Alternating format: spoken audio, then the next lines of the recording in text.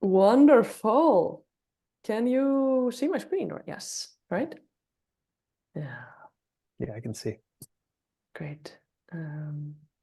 We have started seeing participants trickle in. That's great. We'll let a few more people arrive before we get going. Hello, Klaus. Hello, Emily. Hello, Coco. Hello, Carl. Hello, Brandon. Hello, Adrian. Great to see you all. Open up the Q&A as well.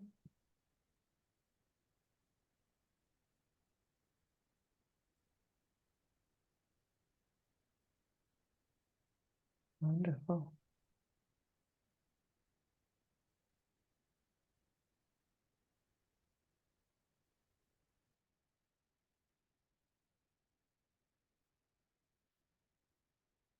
Alrighty.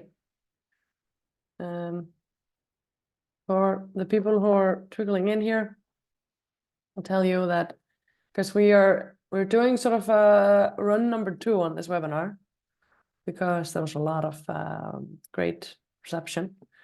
And this time we're trying to do it at a time where we have even better coverage of time zones. But it's difficult, but to honor that and sort of to celebrate that, I have my coffee here, morning coffee for you all in the Pacific time zone. Hope we have someone in the audience in the Pacific time zone, at least for you, DJ. Yeah. I have my water because everyone needs water. And then in case things start going crazy, I also have an Icelandic beer here for the people in the later time zones, you know, because, you know, that's how we roll. Glenn, what are you drinking? Do you have beer? No, I don't have beer. I don't have beer. If I would have known, I would have opened the beer. Exactly.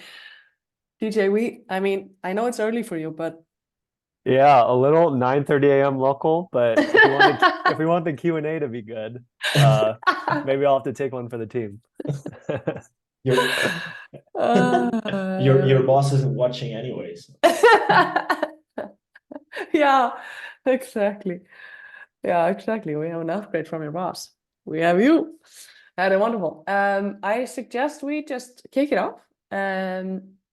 We'll do a bit of house cleaning before we start. How to get the most out of today's session. We would love to hear your thoughts, so please share them. We want your perspective. Share your own thoughts, insights, experience in the chat, or comment. Or comment on YouTube later if you're watching this after the fact. We want you to ask questions. We have a goal today to try to have the presentations a little bit shorter than last time and go into Q&A a little bit sooner. We have a few questions prepared, but we are also really excited to hear from you all. So post your questions in the Q&A and we will try to get to them live, but otherwise you can follow up on Slack, and we have a community for that if you want to join that to keep the conversation going. You can both follow us on LinkedIn and Twitter and just mention us in juicy conversations, or join the Avo community on Slack. And then if anyone's having any audio or video issues, we would like to fix that together. So please call that out if you're having any trouble hearing us, seeing us, or reading the slides. Quick heads up, Steph. I got somebody saying that the chat is disabled, so they're not able to dump any questions in. Great. Well, we'll use what we have. The Q&A is working though. Chat is disabled. Yeah, exactly. Cool. Let's see if our behind the scenes host Halla can do something about it. Otherwise, please use the Q&A to post any chats directly to us. But thank you for the pointer. I think it was Matthew that was pointing this out. Thank you so much, Matthew. We appreciate it. We'll hopefully see some chats opening up, but otherwise just continue throwing in questions. If they seem minor, don't worry about it. Probably other people are wondering about the same. Great.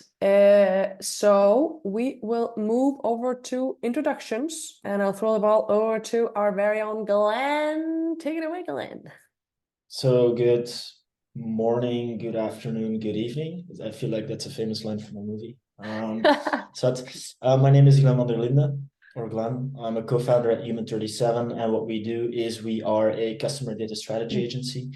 We help organizations build their customer data infrastructure, do a bunch of analytics, and activate that data, which is the most important part. We focus on business questions like making sure that data supports the growth of your business through personalization, through whatever the objective would be. We are a Mixpanel Platinum partner, or whatever the highest rank is. That's what DJ granted me yesterday. And then we're based in Brussels, Belgium, but we basically operate globally. That's it from my end. Thank you, Glenn. Is it me next? I'm next. Wow. I'm Stefanía Ólafsdóttir. You can call me Steph. I'm the CEO and co-founder of Avo. Avo exists to inspire better data cultures so teams can build better user experiences. We specifically focus on this by helping fix data quality in product analytics. And what that means in practice, we help teams like Walt, Fender, Bill, IKEA, and Boost to plan and implement and observe their analytics so they don't fly blind and fail to build great user experiences. We specifically believe that it's important to fix data quality at the source, where the data is created by the producers, and then cross-functionally, which means it's collaboration between the data producers, which are product engineers, for example, and data consumers, which are analysts and product managers and things like that. I've personally been in data science for over a decade, and my personal passion is to really help people build better data cultures, because I believe that creates a world with fewer miserable data scientists, which I was for a while until I took matters into my own hand. And over to DJ. Hi, folks. Yeah, I'm DJ. I'm a product manager at Mixpanel. Spend my days on the data governance side. So really spending a lot of time thinking about what Steph is talking about, being more intentional about your data governance and data trust, making sure your team can actually achieve that vision of data democratization with Mixpanel. I've been in the data analytics space for like 3-ish years now. Really been obsessed lately with this idea of like, how do we help people make better decisions with data? And Mixpanel seemed like the perfect place to do that. Mixpanel is analytics for everyone is the vision, trying to help not only product managers, but now marketing data teams make better decisions with their data. Our goal is to be the fastest and easiest analytics tool on the market. We have an event-based data model that makes it really easy to answer questions quickly with less SQL, less code. We try to play nicely with whatever data warehouse or data databases you're using, data stacks you're using. And we have the pleasure of working with some of the best companies in the world, Ubers, Mondays, Yelps of the world. So really excited to be here today. Nice. Thank you for joining us. And for you all who noticed this minor detail, that the event was promoted with VJ, but we had an upgrade to DJ, which is fantastic. But I want to point this out also. I was an early adopter of Mixpanel back when I was a founding analyst of QuizUp, and we were using product analytics, and it wasn't even called product analytics then.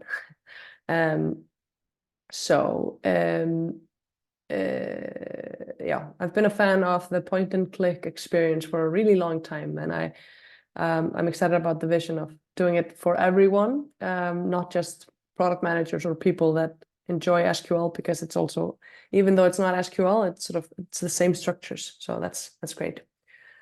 Same way of thinking. Okay, let's dive in. So we have one hypothesis that we want to set the stage with, that product data is uniquely complex compared to other types of data.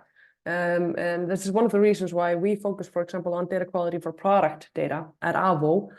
If we compare it to other types of data, for example, marketing data or third-party data like Stripe data or something like that, your product data is ever evolving. It doesn't stop changing because there's no such thing as a ready-made product, which means there's no such thing as a ready-made data set that just describes the product.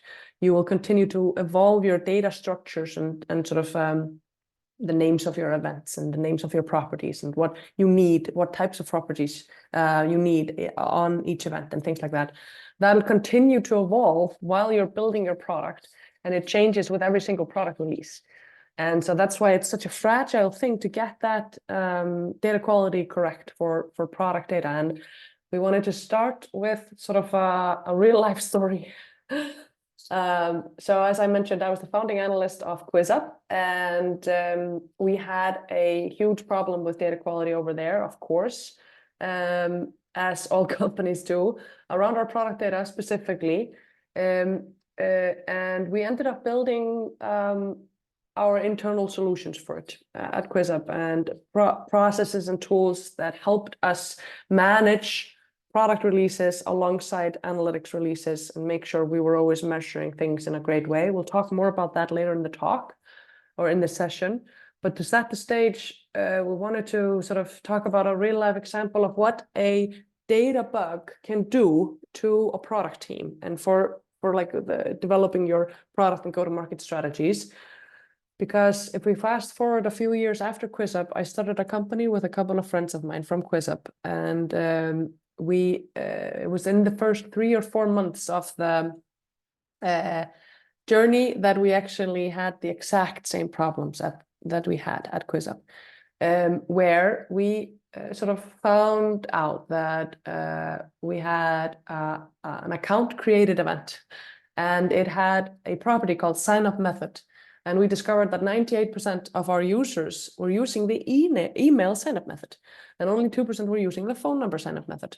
And we're like, okay, let's simplify the onboarding process and stop asking people to choose between those two, and let's drop the phone number method. We decided to do that based on this data. But what happened is we ended up seeing a plummet in the conversion for our sign-up funnel. So 81% used to convert from getting the app to completing an account creation, and it went to 46%. This was after we removed the phone number sign-up method. And it seemed like a really straightforward decision, as you saw looking at the data. So we, of course, went back and looked at the data.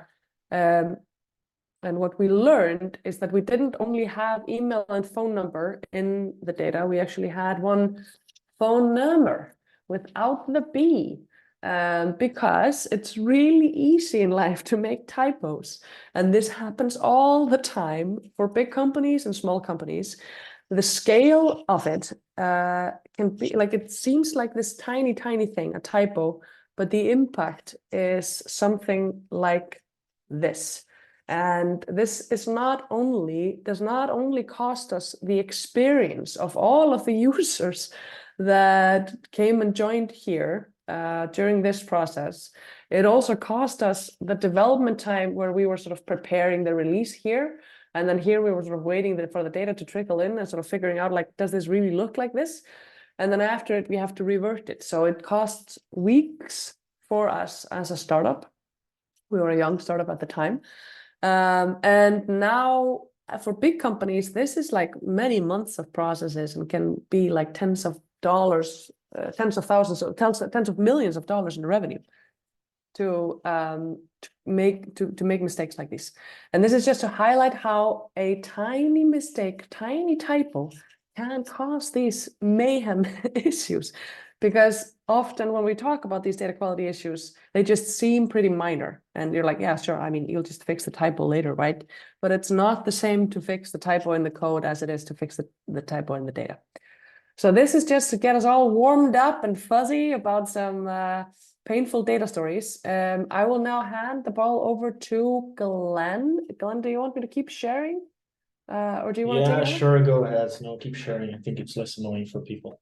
Cool. So we're going to go 3 common pitfalls, and Glenn is going to take us through the first one of no standards. Correct. So what are the common pitfalls that lead to poor data quality and then impact stuff just exactly like the way that Steph showed you? There's 3 things that we're going to share today: no standards, tracking and as an afterthought, and trading speed for quality. Let's start with no standards. It's actually a fairly self-explanatory idea, I guess. The main reason why people make a lot of pitfalls is because you're basically running before you can crawl. And I know that that's not the most popular thing to say. Everybody wants the result without putting in too much work, I guess. But when it comes to product analytics, it really pays to pay attention and spend some time into architecting the way you're going to send in data, have a conversation about what you want to achieve, and making sure that everybody's aligned. That there's like some core principles that you can fall back on, that everybody knows and shares within the organization. So you basically don't have to think about it, it becomes second nature. And 2 of these elements are basically taxonomy, and the second one is cardinality, controlling your event cardinality. So let's start with that one. Before we go to the next slide, can you go to the next slide actually, Steph? This is basically what people think the world looks like and how successful organizations leverage data, right? We collect data. From that data, we derive insights. From those insights, we are able to activate the data. And activation in data can mean anything, basically. If you're in marketing, it can mean optimizing your campaign, figuring out which audience works, which doesn't. If you're in product, it could mean like figuring out which feature is key in order to get people to the next tier of your membership, or understanding where people drop off because some of the fields, just like Steph said, don't really work out for them anymore. So based on that, we can build better customer experiences. And as a result, our business will grow. We're going to have, to say it in product terms, more weekly active users, monthly active users, or even daily active users. As a result, we're going to get more data, and the flywheel will continue to actually optimize itself, if you will. Now, this is how successful organizations do it. In the next slide, you basically see where it goes wrong. And where it goes wrong in a lot of cases is on the data collection to insights. You can't collect as much data as you possibly want and even like could store, I guess, if stuff isn't done the proper way. Like getting to insights is incredibly hard. There's 2 main reasons for that. One is, like I said, event cardinality. What is event cardinality? Event cardinality in product analytics or in event-based analytics as a whole is actually referred to as the total number of unique events you have. Most of the work, and DJ might know this because he's in data governance, that we do when we look or we audit Mixpanel accounts where people are struggling to figure out the insights or to derive insights from the data, actually originates from event cardinality.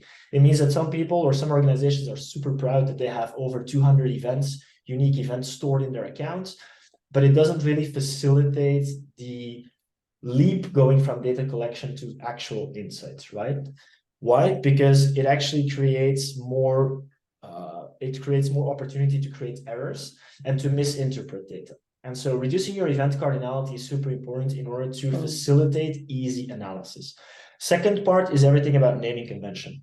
If I'm a developer and I would wake up on a Tuesday morning, like some people are on the West Coast, and I feel like putting everything in snake case this morning, and then tomorrow I wake up and I put everything in camel case, well, that's a data quality problem, right?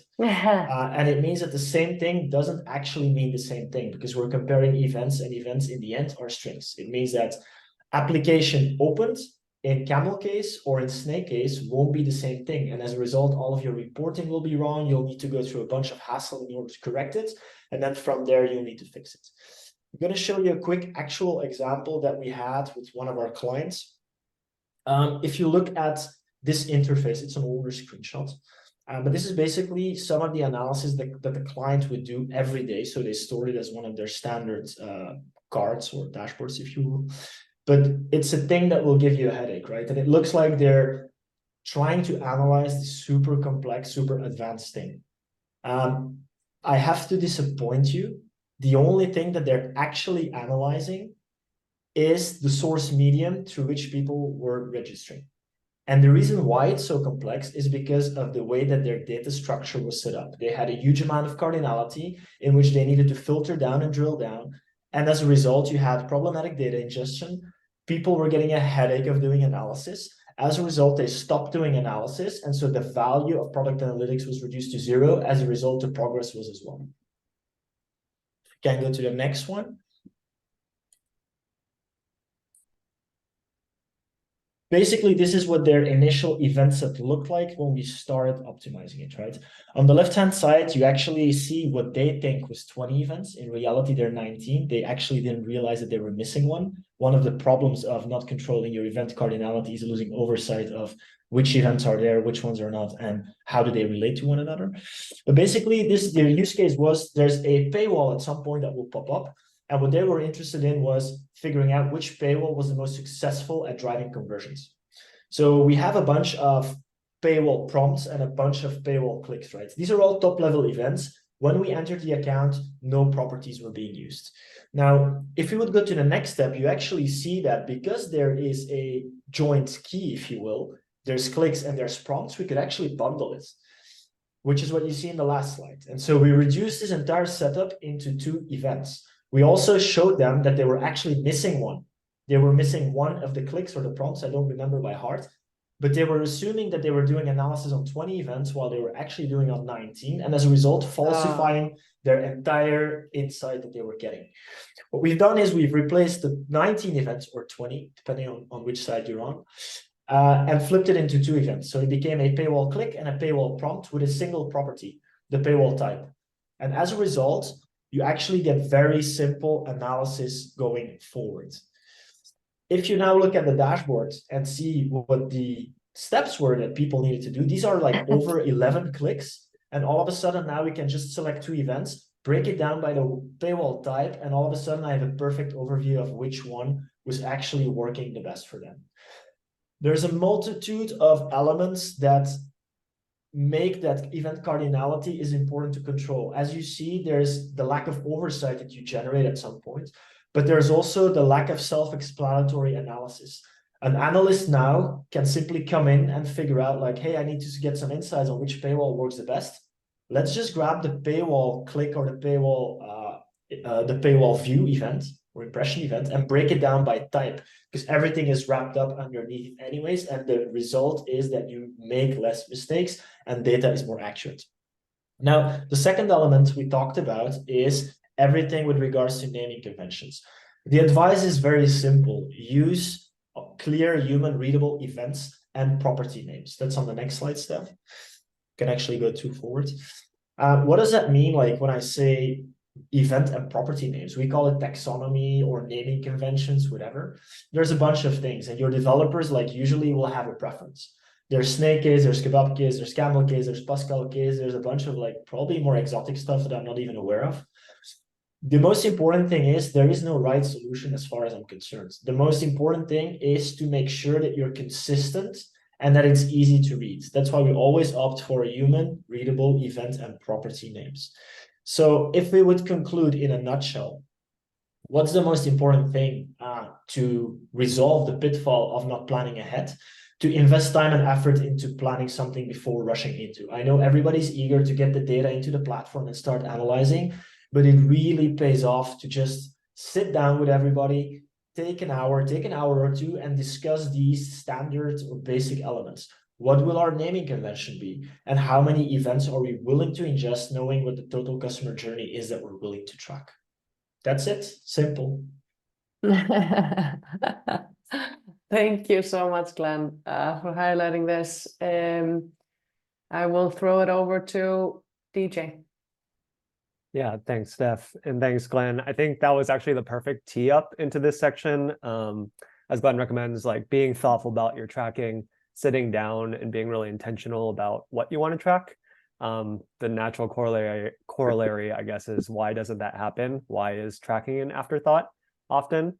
And I like this problem. It's why I spend my time thinking about data governance at Mixpanel. It's a fundamentally, we think about it as a fundamentally human problem, which are the best kinds of problem because it's messy, it's irrational. There's no easy answer. It's a very durable problem.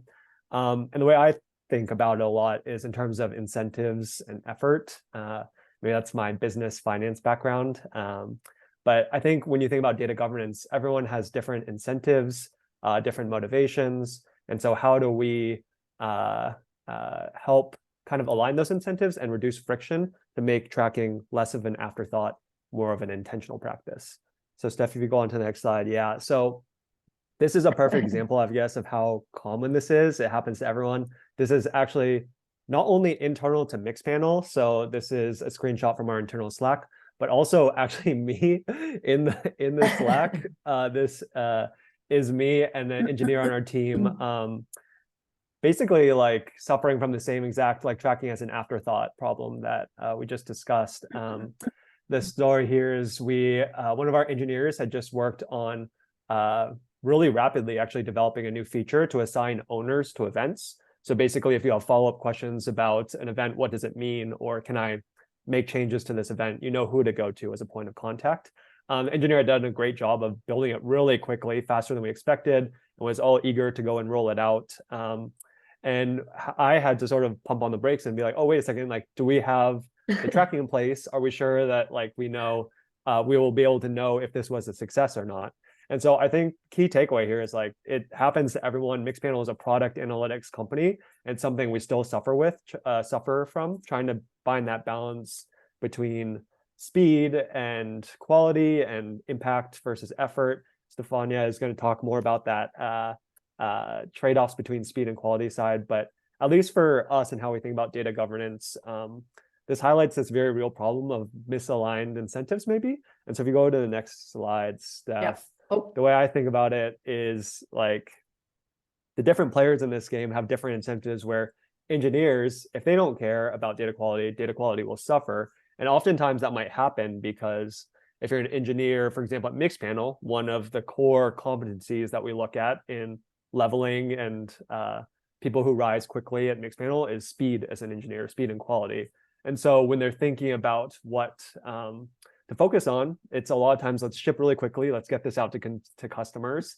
And meanwhile, there's other players like instead of data producers here, like the engineers, data consumers who have a vested interest in as much like metadata and descriptions and images as possible to understand what they're looking at. And that's sort of diametrically opposed to this, like, let's move quick and ship and break things. It's let's be thoughtful and make sure if you're like a leader or a data consumer that we're shipping is the right things, that we're able to measure what we do, and make sure we know what events represent, especially when you're struggling from that event cardinality problem that Glenn had mentioned.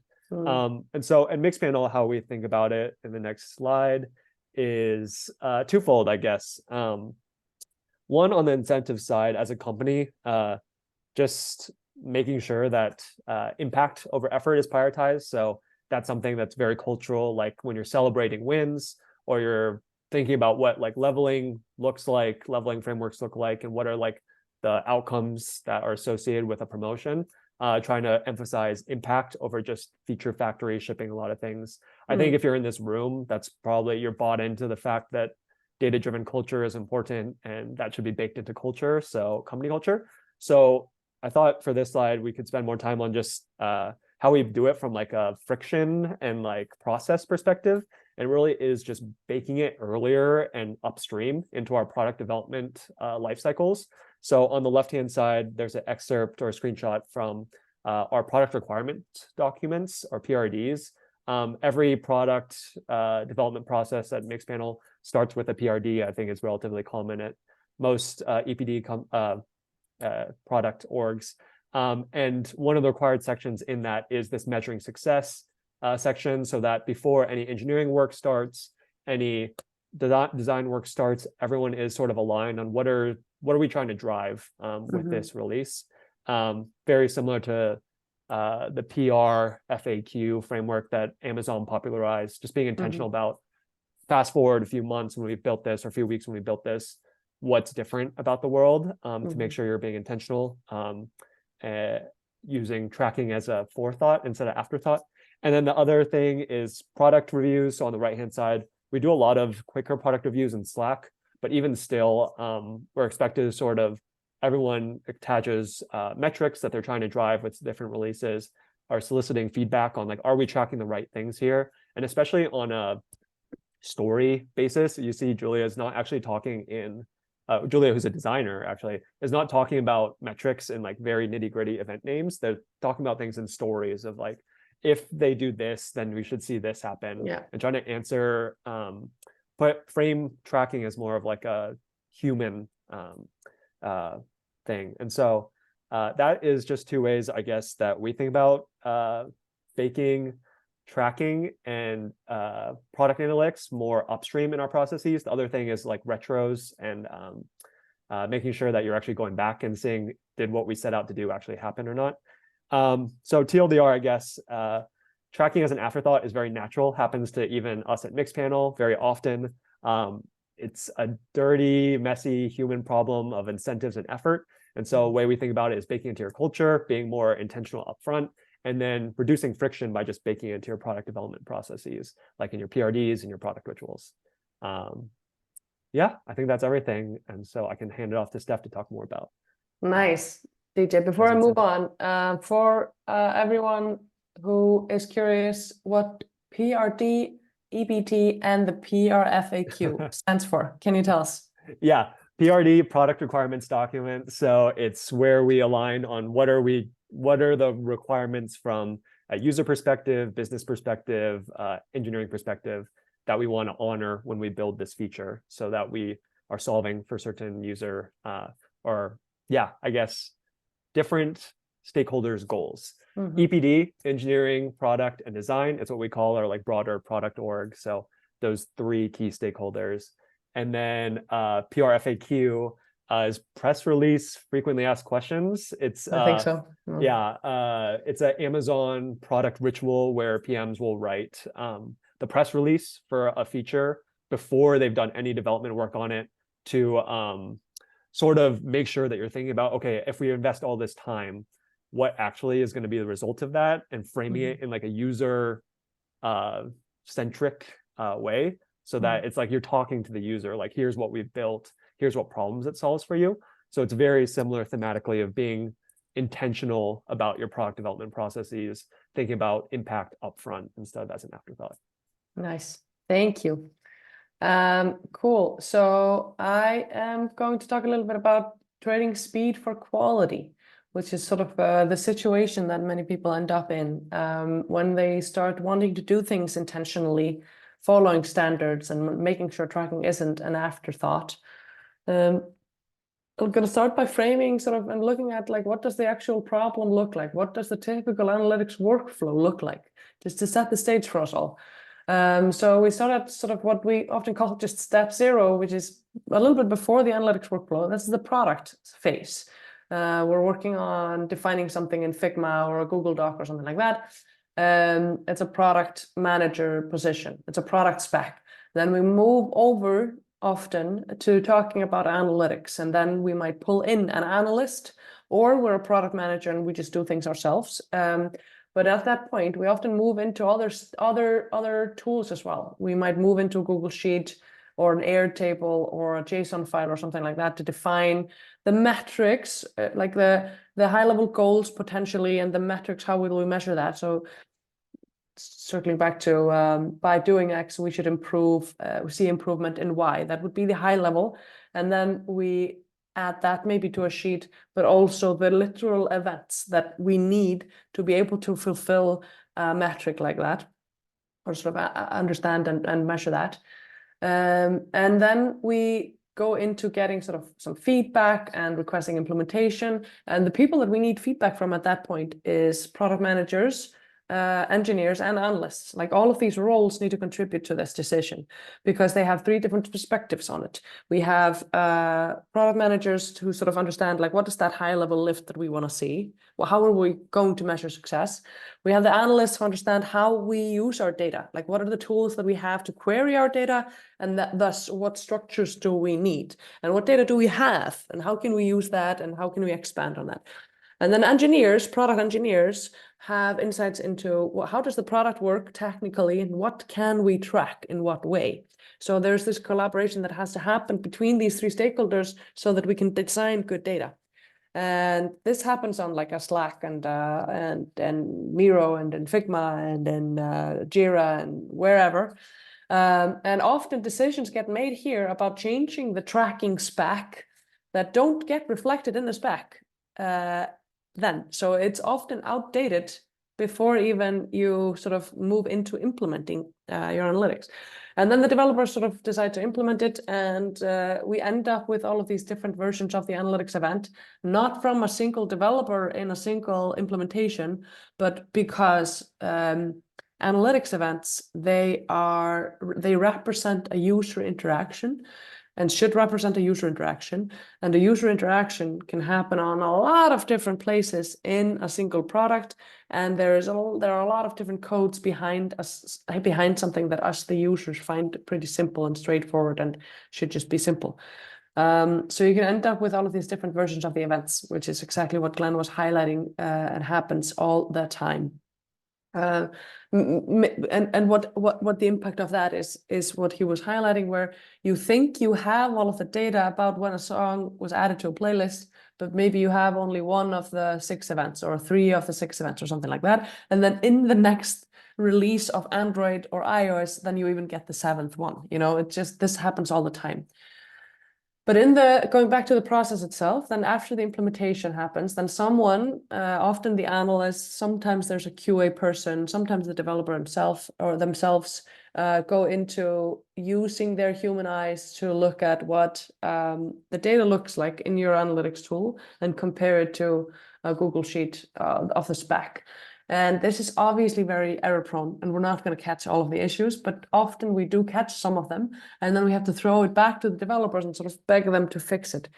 And all of these steps, this is what makes it so painful. This is why people hate asking someone to implement analytics, and this is why developers hate being asked to implement analytics. But there's also sort of a mindset challenge there, which is that analytics is a chore that developers do for an analyst, versus analytics being one of the fundamental things that we have as developers to improve our products.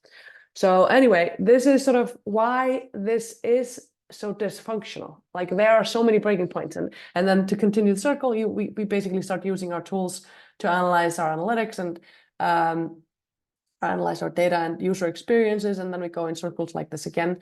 But typically here, even though we try to catch these things, then we just don't catch all of them, and we still have a dashboard full of issues.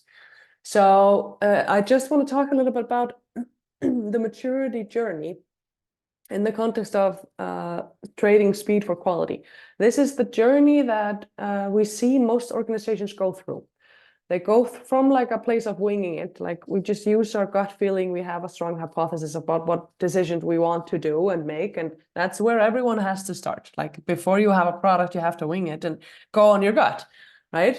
Okay, and then we go into sort of a Wild West, where we typically, like, it's every team for themselves, roughly. It's like you know, the paywall team versus the playlist team versus all of they all have their own versions of their data, and they just continue implementing data on their own. Excuse me.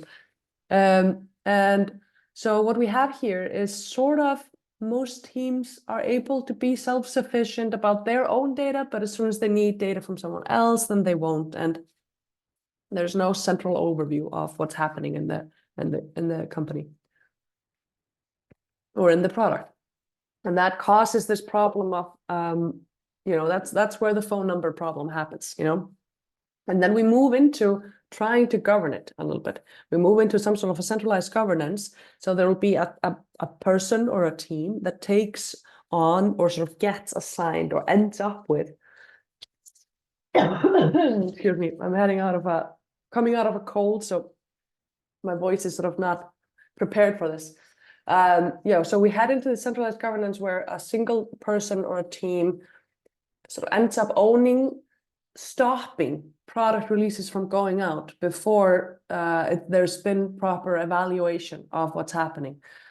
And that person or that team, they don't like doing it, and the product team does not like being slowed down. So nobody really likes this state, but it's sort of almost a necessary evil to get to a state of good data fast, where you have sort of self-serve governance with some global standards in place, where every team follows some global standards like the naming convention or the casing convention, and things like that.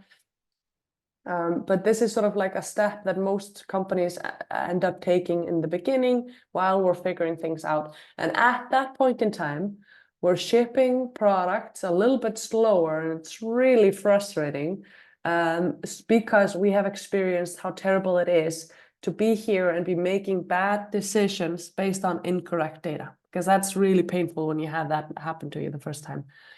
And so we go from no data to bad data to slow data to good data fast. And that's sort of the maturity journey that we see people go through in this. And if we look a little bit at what the utopian state looks like, if we compare that to the other typical analytics workflow, we want to have processes and tools in place that facilitate cross-functional collaboration at the source. And this is an example of this workflow with Avo here. But overall, the message is you want to think about what kind of tool you have in place to be able to facilitate this journey with fewer steps and a more unified source of truth. And so in Avo, you can plan your analytics update from a metrics perspective and from an event perspective. You can get a review and an approval, a review and an approval from your stakeholders, and Avo will also notify you when things aren't fitting standards. So you have less of like needing to be the human that calls these things out. I remember one of our community members said, Avo is the, well, actually person that you never really want to be yourself, you know? And then you go into implementing analytics, and Avo supports you as a developer really well there by enabling you with code generation. So you get type safe wrappers around whatever analytics SDK you are using. So you can read more about that on our docs. But we also have a lot of other tools that support developers in implementing according to specs. So this is just one of those. And then for the validation step, Avo also supports you in that. And we both have like an Avo dashboard that shows you, we call it Inspector, that shows you exactly what the status of your data is, based on what we've seen in development and production, and based on what you've planned in your in this release. And you also have like an in-app debugger for your apps, for your web app or for your mobile app, which shows you exactly when the event is getting triggered. So I would encourage you to sort of take a look at what you could build or buy for getting a sort of unified solution in place for this. And then sort of this is all happening on a branch within Avo. And so you could also be doing this on a Git branch and sort of building on top of that. And then you merge and publish your branch, and then you get your specs directly into your tool of choice. And that's something that I'm going to preview in a minute. So I would really encourage you to think about like, how can you get these tools in place? But before anything, this is about culture. Like DJ was saying, like Glenn was saying, this is all about culture. What we believe at Avo is that even though this is a very cultural challenge that we have to go into, cultures can be supported with tools. Just like peer review culture, when you're a developer, can be supported with Git. Like GitHub supports peer review culture. That's great. And we have tools that support this cross-functional collaboration at the source of where the data is created. So bringing the governance into code, I already talked about this, and then bringing the data context into the analytics interface. So this is something that's really empowering. Avo automatically publishes the specs of the events that you define in Avo into your Mixpanel instance.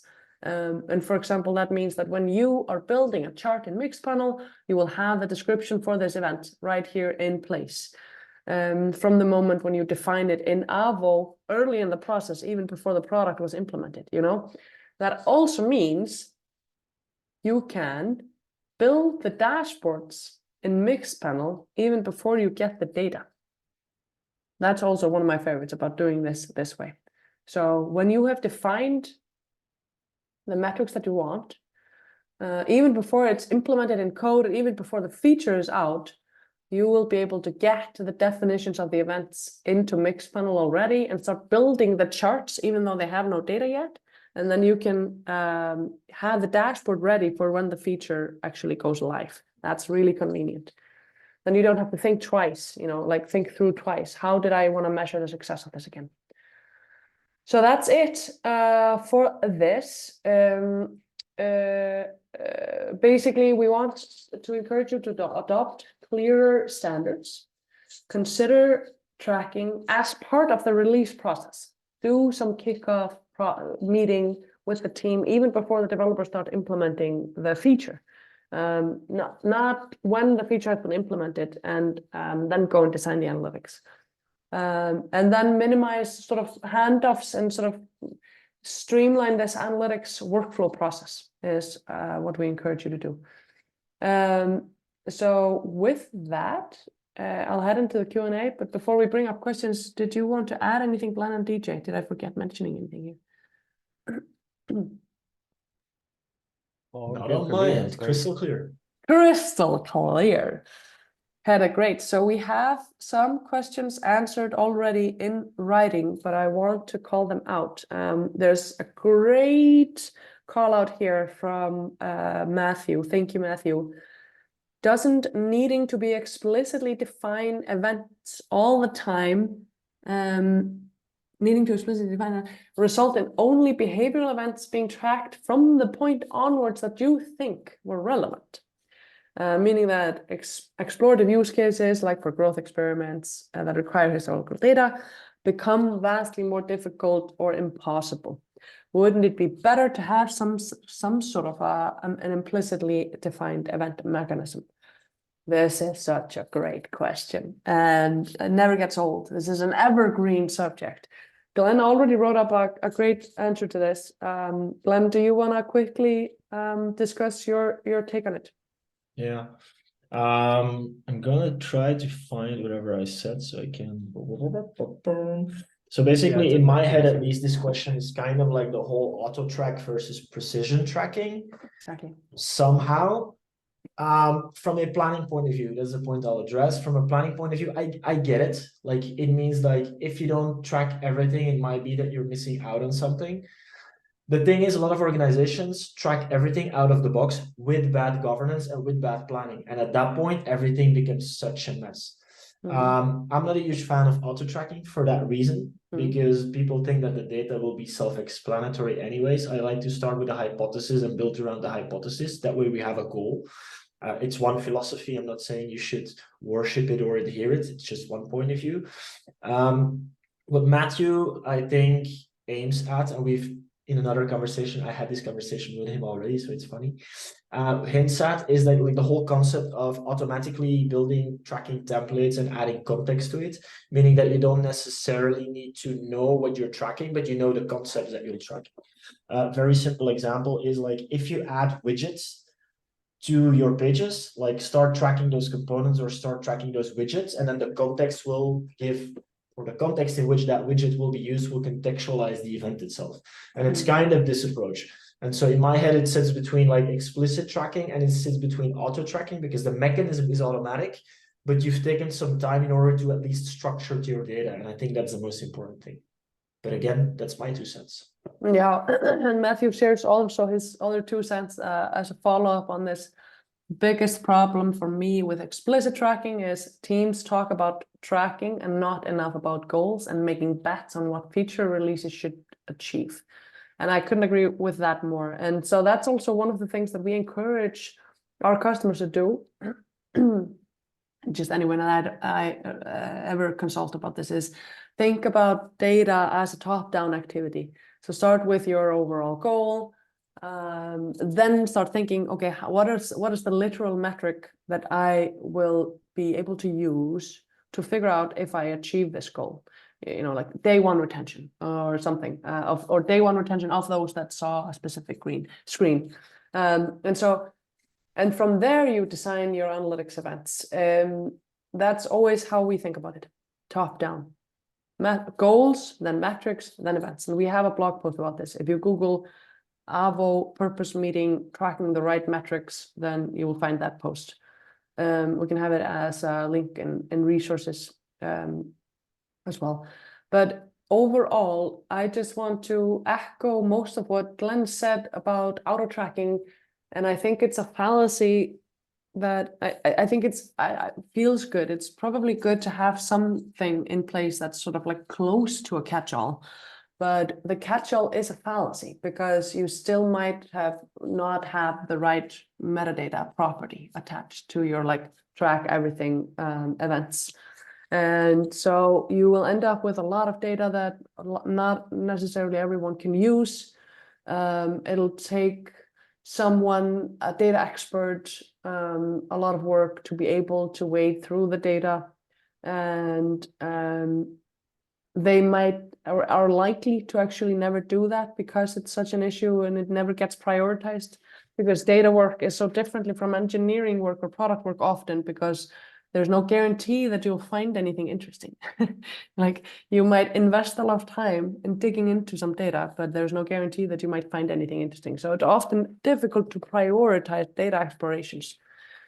About the, like, will we then always only have data for the things, the questions that we thought of in the beginning or at the time? So I think that if we ask the right questions and good questions, then we end up with data that tells us very good stories that are input into the next hypotheses that we have to explore. That's usually the case. And then, of course, we can continue working on that with qualitative questions as well. But Matthew, I think, like, you know, let's definitely continue the conversation, and feel free to continue asking follow-up questions on this. I suggest we also move into this great question here from Emily. Thank you, Emily. As a product manager, how would you approach remedying a taxonomy that is already very disorganized? For example, I have inherited a product with events that use multiple naming conventions, missing properties, etc. Such a great question. And I can't believe you're asking this. We're about to roll out a product at Avo that literally helps you get from bad data to good data, and highlights the issues that you have with your data, and like the duplicate events and the duplicate properties and the missing properties, and allows you to turn them into actionable issues that you can sort of prioritize and triage. So you could create like a prioritized list. So that's always the start, in my opinion, is sort of figuring out what is wrong with your data, and then sort of prioritize, like what are the important events that you need to have consolidated, and then you need to figure out, are there any downstream impacts or issues of literally fixing those events in your source code where you're tracking them. Like, is there a downstream dashboard that depends on you having this old weird data bug in place? That can sometimes be the case, you know? And so we have to tread carefully when we start fixing these taxonomies. But yeah, I would generally recommend taking it step by step and start with the most important events. And depending on how much ownership you have of the product, how big your ownership is, do you own the entire product or a part of it, then like start with your sections. Start with the things that you can have some control over, and sort of don't try to boil the ocean or try to fix like the North Star metric of the entire organization if you are only focusing on like a part of the product. So that's my 2 cents, but I'm curious to hear what DJ and Glenn have to say about that. So on my end, this is like typically one of the things that one of the most biggest problems that we see when we get accounts that need audits or that like need a review. And typically, there's like a couple of things. Usually, we would dig into the lexicon, the Mixpanel. If it's in Mixpanel, the lexicon feature to like export everything, figure out what's there, then figure out like, hey, what do we no longer need, right? Because if you're talking about I inherited something, there's a bunch of taxonomies. It usually also means that there's a bunch of events that we actually don't need. We get rid of that, and then we start building a new tracking plan that we prefer, and we kind of do it in stages where you say like, hey, these events, let's just start by fixing the naming conventions or the taxonomy. And actually, you can do that in like the whole lexicon section. You can like transform events, do custom events. It's a cosmetic fix because your source data will always still be kind of corrupted, right? But then Mixpanel helps you transform it, and in the UI, you won't notice anything. So your end user will no longer be confused. If you have a snake case and a camel case for the same thing coming in, we can actually merge it, and you'll only see one event, and it makes everybody's life already easier. And then from there, we actually go back down the lineage, like Steph said, like where does the data come from? And then we start fixing it at the source. Question is, if you need more properties, etc., you're down for a potential minor re-implementation of some events, but like again, don't boil the ocean. Like if there's stuff that we can fix in lexicon, let's fix it there because it's an immediate pain for a lot of people that's done. And then from there, we just trace back the lineage of the data and figure out like, hey, at the source, what do we need to change? The pragmatic way, I guess. I think that's a great point. That the only thing I'd add is that element of prioritization and like ruthless prioritization of what are, I mean, Emily, as a product manager, you're very busy. You have a lot of other ways to spend your time. And so thinking about what events, what properties are actually being used and are the biggest bang for your buck in terms of remediation, at least you could start that way, start with those, be more pragmatic. At Mixpanel, we just released a metadata feature to show like who is querying what events, what properties are they using, what reports are they using it in. So you can kind of see you're not wasting time like cleaning up events that no one's using. You can just dispose of those right away and then work with a tool like Avo or with Glenn's team to like figure out how you clean up what actually matters. So maybe that's the only thing I'd add. Yeah, thank you. Great. Or both Glenn's team and Avo. And I'll add to the idea of the, or like, I love this framing, Glenn, the cosmetic fix versus fixing it at the source. Yeah, but that's what I mean. Like, you don't want to go bother engineers because there's priorities, and like Mixpanel already like offers you this way to kind of fix it, and it means that the analyst doesn't get bothered anymore with the confusion. So if you can remove that, it's kind of the whole thing of like, if it's annoying to do it, people won't do it. Yeah. And so if you already take away that, because the data is there, it's just probably in some cases that it's not coming in the right form, and then Mixpanel can solve it in the lexicon. Yeah, exactly. So yeah, and I just wanted to add to that. I remember, like, I think it's great. It's a great idea to do the quick fix with the cosmetic fixes if you can. And if that sort of enables some parts of your team to run faster, for example, or things like that. The challenge that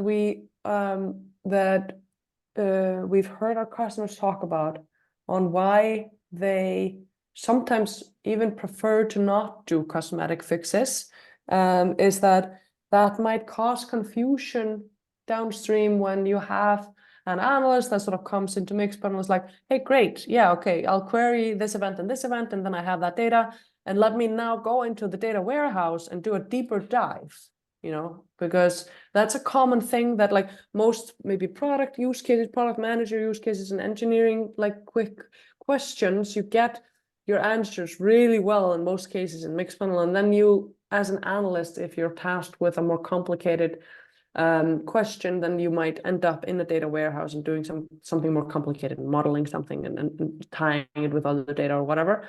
In those cases, it can be a source of confusion if your data structures don't match what you see over there in Mixpanel. That's one of the reasons why I have historically heard from our customers that they're sometimes afraid of doing the cosmetic fixes just at the end, wherever that happens, and that they really want to fix it at the source.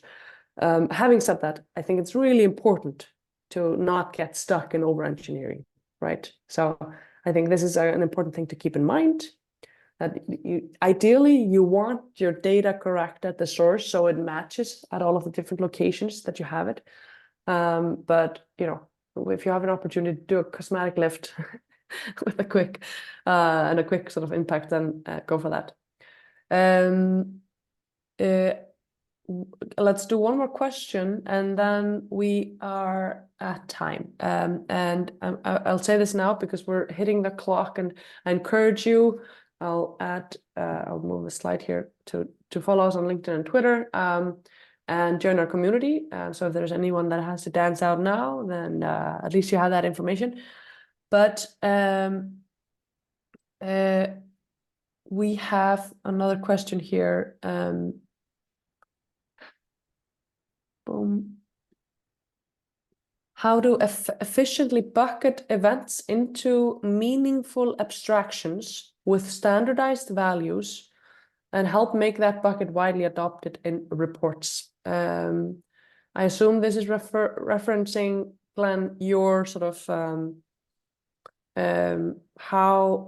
what's the right level of abstraction of events? It's a hard question. I kind of like wonder, wish we could like grab Matthew and put him in here. That would be a very interesting conversation. Yeah. But like a good level of abstraction is like the example I gave is kind of like one of these abstractions, right?